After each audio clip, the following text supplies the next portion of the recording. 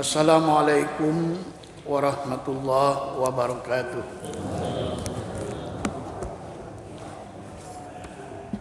Alhamdulillahi rabbil alamin wa bihi nasta'in ala umurid dunya waddin. Allahumma salli wa sallim ala sayyidina wa habibina wa syafi'ina wa maulana Muhammadin sallallahu alaihi wasallam. Allahumma inna nas'aluka fahman nabiyyin wa hifdzal mursalin wa ilhamal malaikatil muqarrabin. Allahumma aghnina bil ilmi wa zayyinna bil hilmi wa akrimna bit taqwa wa jamilna bil afiyati ya arhamar rahimin. Ya Fattah ya Alim iftah lana futuhal arifin. Bapak Imam, bapak-bapak, ibu-ibu, jamaah sholat subuh, jamaah pengajian rahimakumullah. Alhamdulillah pada pagi hari ini kita dapat melaksanakan sholat subuh berjamaah dan menjelang waktu duha kita melaksanakan pengajian subuh kita. Karena itu mari kita sampaikan puji dan syukur kita kepada Allah Subhanahu wa taala. Selawat dan salam kita sampaikan kepada Nabi kita Muhammad sallallahu alaihi wasallam. Bapak Ibu jamaah sekalian rahimakumullah, melalui pengajian kita pada pagi hari ini kita awali dengan ayat Al-Quran surah An-Nisa ayat 29. A'udzu billahi minasyaitonir rajim. Bismillahirrahmanirrahim. Ya ayyuhalladzina amanu la ta'kulu amwalakum bainakum bil batil illa an takuna tijaratan antaradim minkum wala taqtulu anfusakum innallaha kana bikum rahim. Melalui ayat ini insyaallah apa yang kita kaji pada pagi hari ini kita mendapat rahmat dari Allah Subhanahu wa taala karena melalui ayat atau mushaf ini kita menyambung, mempersambungkan Al-Quran yang ada di sisi Allah, yang melekat pada zat Allah, yaitu Al-Quran yang ada di Lauhil Mahfuz. Tadi di akhir ayat dibaca oleh Imam, bal huwa Qur'anun Majid fi lauhin mahfuz. Jadi Al-Quran yang sesungguhnya, Al-Quran yang hakikat itu adalah Al-Quran yang ada di Lauhil Mahfuz. Jadi itulah hakikat Al-Quran yang dianggap atau kita sebut dengan kalam Allah. Dan insya Allah melalui kita membuka mushaf Al-Quran, melalui kita membaca ayat, kita menyambungkan Al-Quran yang diturunkan atau wahyu yang diturunkan, al-wahyu al-munazzal, kepada wahyu yang hakikat tersambung atau wahyu yang ada di Lauhil Mahfuz. Itulah sebabnya mengapa kita penting membuka mushaf atau membaca ayat dalam kita mengaji. Nah, ayat yang kita bahas pada pagi hari ini, kita mencoba membahas masalah ekonomi sedikit. Nah, itu. Jadi masalah ekonomi yang sehari-hari kita, jual beli kita, transaksi kita, karena jangan-jangan ada yang belum sesuai dengan fikihnya, atau kita ragu.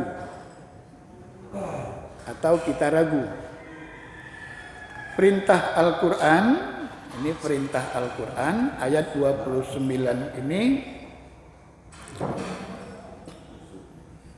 ya ayyuhalladzina amanu, wahai orang-orang yang beriman.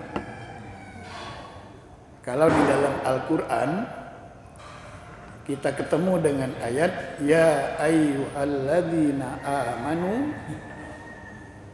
kira-kira ini ayat kita gitu. Maksud ayat kita itu karena nanti di dalam Al-Quran ada juga ungkapan al-mu'minun. Al-mu'minun juga artinya orang-orang beriman. Qad aflahal mu'minun. Kita terjemahkan juga orang-orang yang beriman. Tapi kalau redaksinya ya ayyuhalladzina amanu pakai kalimat isim atau disebut isim mausul dalam ilmu nahwunya, itu artinya bagi kita orang-orang yang sedang proses, sedang menuju keimanan, itu sedang menuju. Maka seperti ayat puasa itu ya ayyuhalladzina amanu kutiba alaikumussyam. Nah, di sini kita ketemu lagi ya ayyuhalladzina amanu la ta'kulu amwalakum bainakum bil batil. Jangan kamu makan, la ta'kulu, jangan kamu makan harta-harta kamu di antara kamu. Jadi harta orang lain dan harta kita, tetapi tidak melalui apakah itu jual beli atau akad lain. Jadi la ta'kulu amwalakum bainakum bil batil. Jadi harta itu halal boleh, tetapi cara mengambilnya, transaksinya, jual belinya itu salah, tidak benar. Maka dia menjadi harta yang haram, harta yang dilarang. Maka harus diperhatikan betul kalau ada transaksi di antara kita, transaksinya benar atau belum. Sekarang ini marak jual beli online. Bayarnya itu ada yang bayar langsung, ada bayar kalau anak muda sekarang nyebutnya apa? COD. COD ya. Bayar di tempat benar, udah. Nah. Terus ada lagi masyarakat bertanya bayarnya itu lewat bank, tunai atau transaksi. Nah, prakteknya tinggal klik saja. Jadi kalau kita buka jual beli online, bahkan sekarang ini beli gulai jengkol pun pakai online. Ya. Pakai online. Jadi online-nya bisa dari mana saja. Saya tuh kena anaknya ada di Jogja, kadang tahu sampai gulai jengkol dari mana. Tertahu anak yang mesennya dari Jogja sana, emaknya tidak tahu. Nah, bagaimana transaksinya, jual belinya, bagaimana, apa COD atau langsung. Maka harus setiap ada transaksi, ketika kita mendapat benda barang antara kita, maka harus diperhatikan ada transaksinya. Kalau orang tua-tua kita dulu pamit, kalau dia lewat kebun kawannya, melihat ada pisang masak, ambil sesisir. Akadnya tapi kadang-kadang ngomong, maaf yo ngambil pisang sesisir. Cuma karena kebun teman gitu kan, pasti kira-kira tidak marah. Atau ngambil tebu. Jadi sederhana kalau orang tua-tua dulu dia. Jadi kalau dia lewat sawah kawan, kebun apa, atau kebun orang lain, dia tahu itu punya siapa, dia bilang, izin yo, maaf ya, saya ngambil buah labu sebuah. Itu akadnya benar. Benar. Tetapi kalau nanti ketemu, ngomong lagi. Kalau kata dia harus bayar, harus bayar. Itu dalam fikihnya. Tapi kalau yo ambillah, itu dah sah, itu halal. Atau ngambil buah kelapa misalnya, kena pas rumpang lewat kan, akadnya sederhana. Ada lagi akad kita beli di barang di supermarket itu, barangnya sudah ada, harganya ada, ambil langsung bawa ke kasir, bayar. Nah, itu juga. Jadi zaman modern ini banyak sekali. Tetapi harus ingat bahwa waktu kita jual beli itu ada ijab dan qabul, ada akadnya.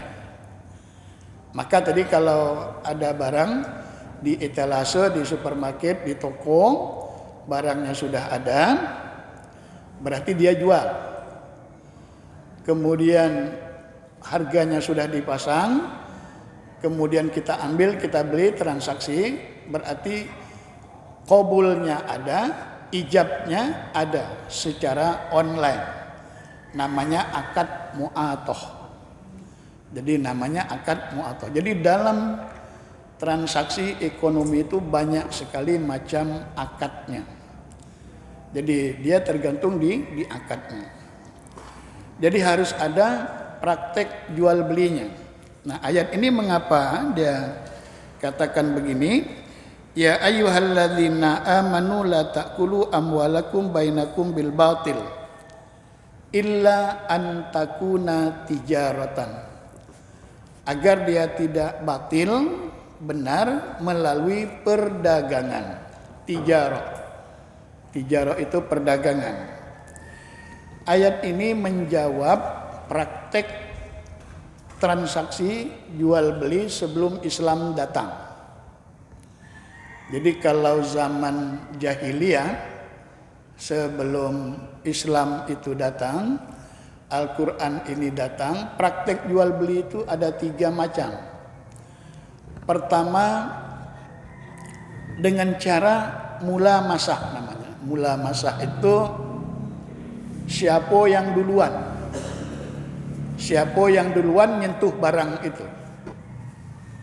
Jadi kalau barang itu sudah dipegang, sudah disentuh oleh seseorang, maka itu tidak boleh dibeli oleh orang lain. Jadi prakteknya mula masah. Jadi sistem siapa duluan nyentuh.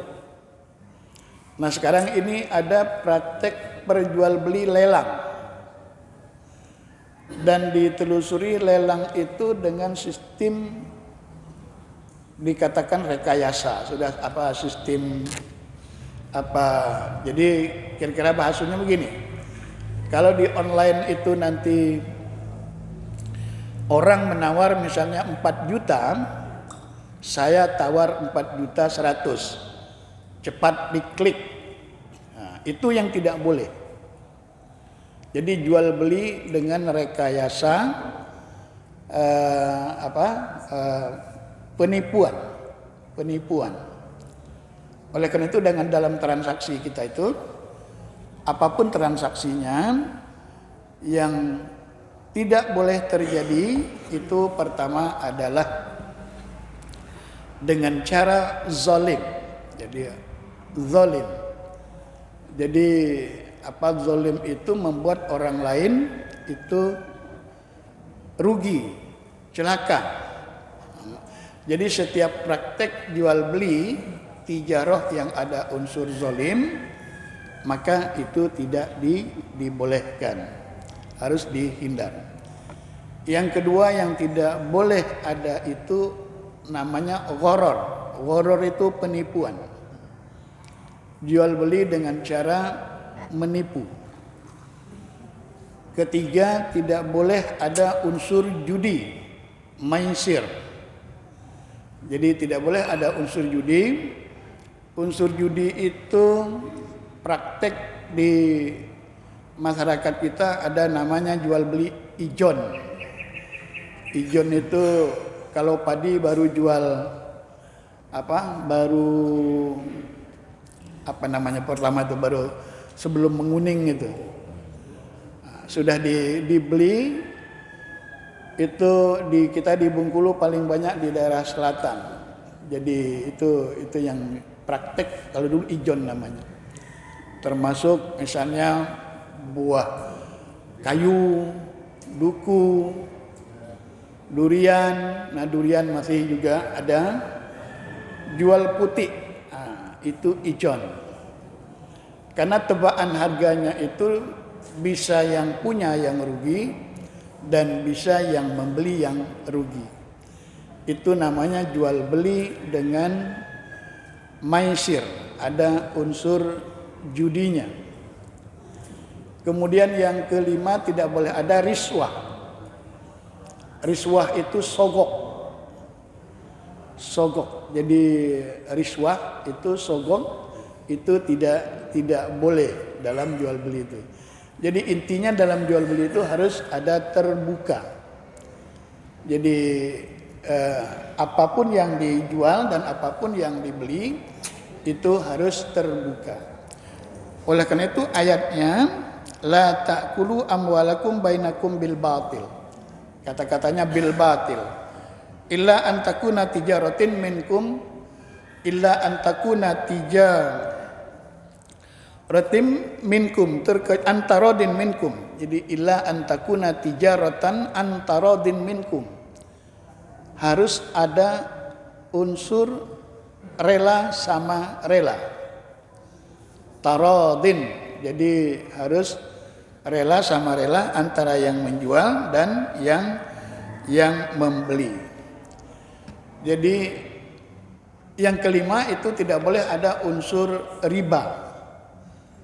Riba itu dengan pembayaran yang lebih. Oleh karena itu harus diungkapkan kalau ada namanya, kalau sering kita sebut komisi. Komisi itu harus dijadikan sebagai upah, ujroh dalam bahasa ekonomi Islamnya. Jadi kalau dipisahkan antara harga jual beli dengan komisi tadi atau ujroh.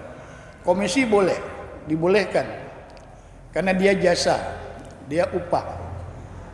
Bahasa kitanya upah keringatnya, maka itu boleh. Apa namanya boleh disebut misalnya dengan nama sedekah, tapi juga boleh dengan nama lain. Tapi harus dinyatakan bahwa itu adalah jasa, upah yang dibayar, komisi. Oleh karena itu dalam ekonomi syariah, upah komisi itu dia tidak masuk dalam modal. Jadi kalau bank itu dia tidak dihitung sebagai modal. Jadi memang banyak transaksi yang berjalan di sekitar kita, di lingkungan kita, yang memang harus kita perhatikan. Jadi setiap transaksi jual beli, pemindahan barang dari orang lain ke kita, maka itu harus ada unsur rela sama rela. Oleh karena itu tadi kalau saya kasih contoh, kita lewat di kebun orang, teman kita ambil barang apakah misalnya pisang standar atau apa hasil kebun itu, ketika nanti kita katakan dia tidak setuju, maka itu tidak boleh, tidak sah. Itu tadi. Kalau disuruh bayar ya bayar, kalau tidak ucap ambeklah terima kasih, sah dia, halal dia. Nah itu. Dan itu sering terjadi. Sering terjadi. Jadi karena apa? Karena bisa saja kalau misalnya yang punya kebun itu orang keluarga, bapaknya setuju, ibunya tidak setuju, maka antarodin minkum, akhirnya nanti diupat. Apa bahasa sini diupe, diupe nanti. Maka semakin tidak halal dia, semakin tidak halal. Terkecuali, nah itu dalam fikihnya, benda yang segera rusak itu. Jadi kalau misalnya di masjid ada kue bolu, entah orang tertinggal apa, nggak dibawa, tapi kalau tidak dimakan ini rusak, maka itu boleh. Nah, jadi jangan sampai barang itu tidak bermanfaat. Tapi kalau ya ragu, jangan. Namanya ragu, entah ada apa di situ nantinya. Sama dengan pengalaman kawan-kawan yang naik haji. Kawan-kawan yang naik haji itu bermacam-macam pengalamannya. Dia sering ketemu ketika ke WC, ketemu dengan jam tangan orang tertinggal, masuk ke ini ketemu dengan dengan rial yang jatuh. Maka apakah kadang-kadang kita ini juga, ini mau kita ambil, diserahkan ke polisi, kita tidak tahu caranya. Maka yang paling aman itu dibiarkan saja. Nah, kita nggak tahu apakah ini ujian Tuhan atau apa. Ini cerita teman-teman yang saya pengalaman yang naik haji mengalami begini di kamar mandi, tidak apa itu kan ketemu jam-jam bagus, jam apa itu. Tidak tahu sama siapa yang punyanya. Nah, itu. Oleh karena itu maka pertimbangannya ada di kita. Nah, jadi jual beli di zaman jahiliyah itu dengan cara siapa duluan yang menyentuh itu.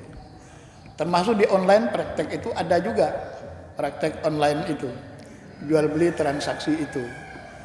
Oleh karena itu tidak boleh ada yang tidak terbuka. Dia harus terbuka, harus ridho sama ridho, rela sama rela. Yang kedua, praktek di zaman jahiliyah itu dengan cara mubadaah. Mubadaah itu bahasa kitanya siapa duluan melempar sesuatu ke barang itu. Jadi unsur zolimnya ada. Jadi kalau ada di pasar ada barang yang dijual, maka siapa yang duluan melempar untuk apakah bisa misalnya kalau di Arab kan sal biasanya. Mengapa itu terjadi? Nah, ini di ketiganya nanti. Karena ada tujuan penimbunan, ihtikar. Jadi misalnya kemarin ada penimbunan minyak goreng ya. Minyak goreng. Jadi di zaman jahiliyah itu seperti itu. Dengan cara siapa yang menyentuh barang duluan, kemudian siapa yang mencirikan barang duluan, dan dengan cara ihtikar, penimbunan. Penimbunan itu tidak boleh dalam bahasa ekonominya ihtikar. Apakah yang ditimbun, terutama barang bahanan pokok. Imam Syafi'i menyebut bahwa penimbunan itu terhadap makanan pokok dan yang dianggap penting itu hukumnya haram. terkecuali ada kepentingan sesaat. Beli sesuatu itu agak banyak karena akan bepergian dan dalam waktu yang lama itu dibolehkan. Jadi membeli sesuatu dengan tujuan penimbunan, dan penimbunan itu mengakibatkan harga pasar tidak stabil, jadi mahal. Nah, jadi melakukan penimbunan, harga di masyarakat, di pasar itu tidak stabil, maka terjadilah apa yang disebut dengan inflasi ya situ ya kalau dalam bahasa ekonominya. Tetapi kalau kita menimbun sesuatu, tahu-tahu harganya mahal, itu boleh. Saya ambil contoh misalnya, ada orang yang tanpa sadar karena kelapanya banyak, batok kelapa itu dia dikumpulnya di sekitar rumahnya.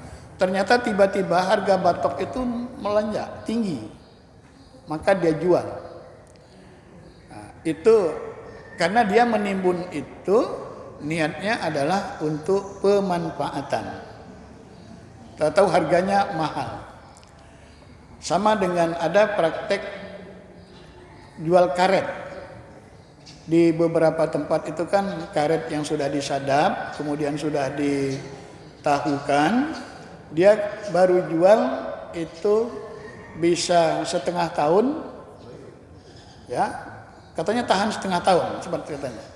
Dia baru jual dan memang ada menunggu harga yang sesuai. Jadi dia menimbun sesuatu tidak mempengaruhi harga pasar.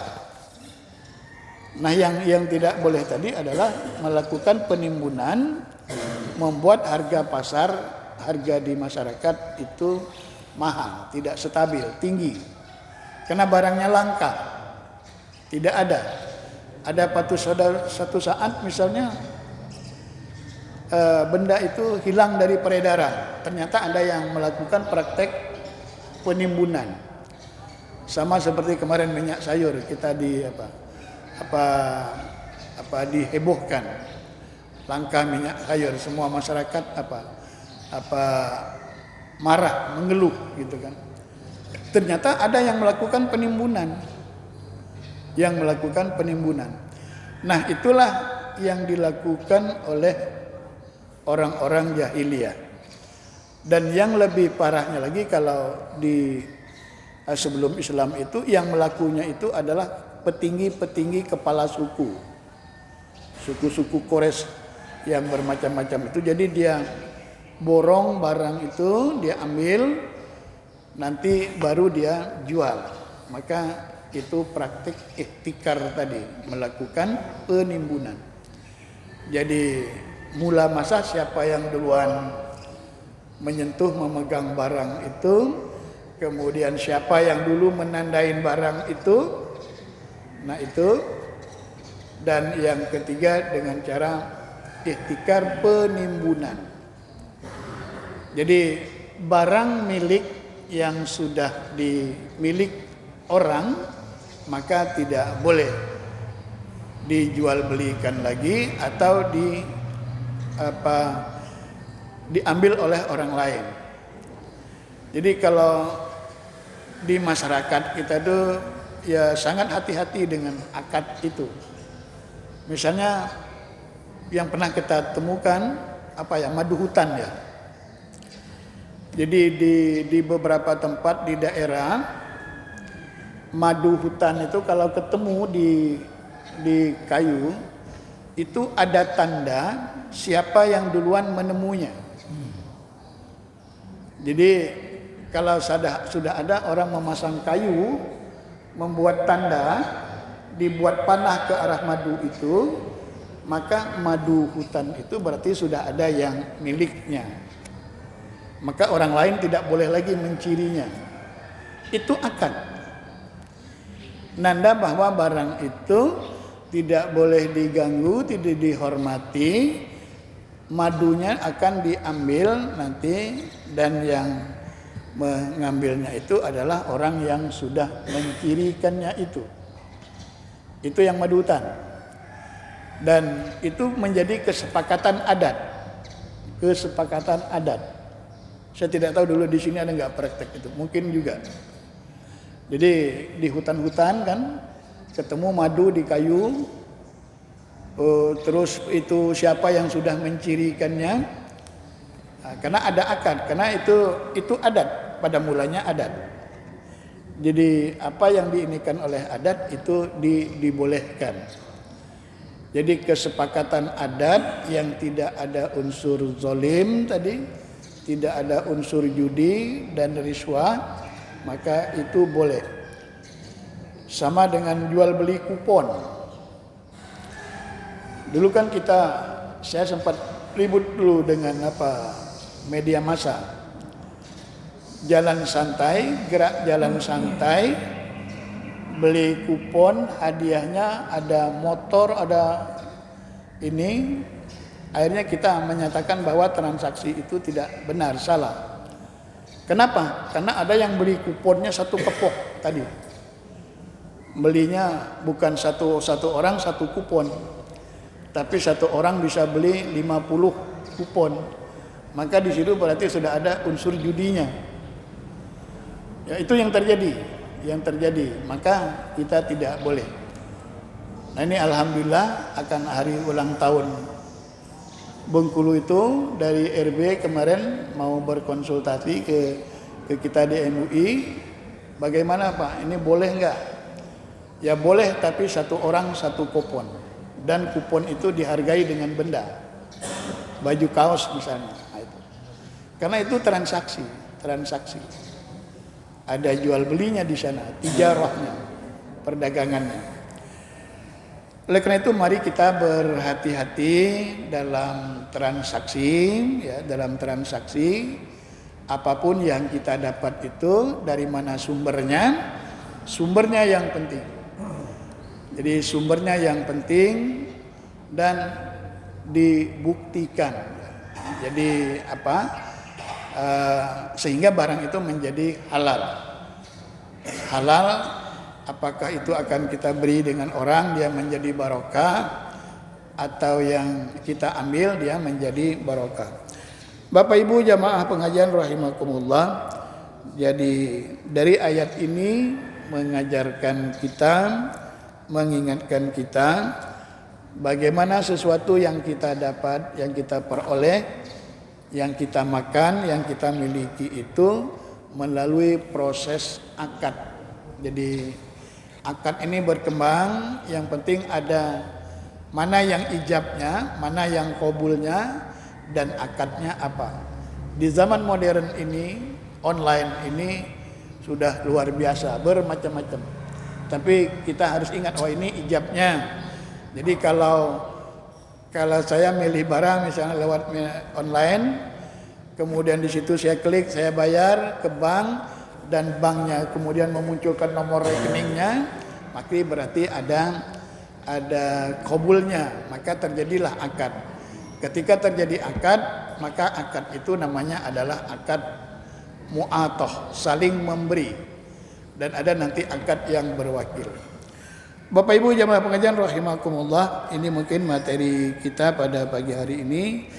Mudah-mudahan melalui ayat 29 dari surah An-Nisa ini mengingatkan kita agar kita lebih berhati-hati, dan agar kita menjalankan proses kehidupan ekonomi kita sesuai dengan akad yang diajarkan oleh agama, yang diturunkan dari Al-Quran, hadis, sehingga barang itu menjadi halal dan barokah. Terima kasih. Kalau ada nanti yang mau ini silahkan. Lebih dan kurang mohon maaf. Wassalamualaikum warahmatullahi wabarakatuh.